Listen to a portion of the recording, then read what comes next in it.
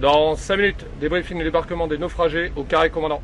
Frontex addio, l'Unione Europea si dota di una propria guardia costiera e di frontiera che da settembre prossimo sarà operativa per affrontare le 1000 emergenze legate ai flussi migratori, con una struttura che si occuperà del controllo e della sicurezza delle frontiere esterne, garantendo così al contempo la libera circolazione delle persone all'interno dello spazio Schengen.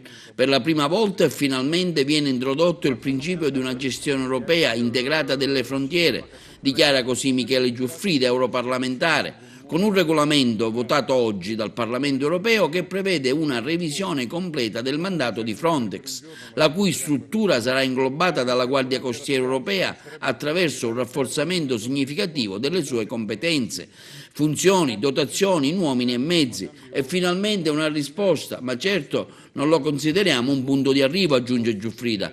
Alla drammatica problematica dell'esodo migratorio si impone affrontare senza più indugi. Parlamento, Commissione, Consiglio si sono ritrovati attorno al concetto di responsabilità condivisa nell'istituzione di una cabina di regia europea che dovrà dare risposte tempestive ed efficaci nella gestione delle emergenze. Non possiamo più assistere a tragedie che si ripetono e che hanno trasformato il Mediterraneo in un cimitero. Ne si può pensare, come fanno altri, sottolinea l'europarlamentare, di continuare a trincerarsi dietro giochi di parole e continua demagogia in assenza di proposte concrete. La valutazione della vulnerabilità per un controllo efficace delle frontiere esterne, l'impiego di funzionari di collegamento con gli Stati membri, la procedura di attivazione entro 3 giorni degli interventi operativi urgenti con un contingente di 1500 guardie di frontiera messi a disposizione da tutti gli Stati membri per il dispiegamento rapido sono solo alcuni degli elementi di novità.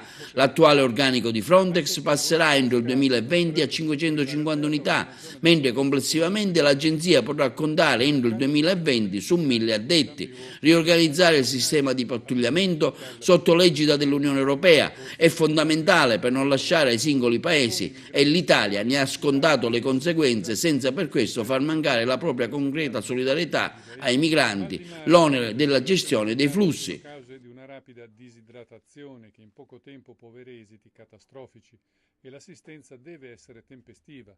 Ma mobilitati sono anche i mitraglieri di bordo, pronti a intervenire nel caso venga dato l'ordine di distruggere i barconi degli scafisti. L'azione umanitaria interrompe la routine di pattugliamento e di sorveglianza delle coste europee, uno strappo alle regole benvenuto, come sottolinea Thomas Vaughan, comandante della nave da guerra.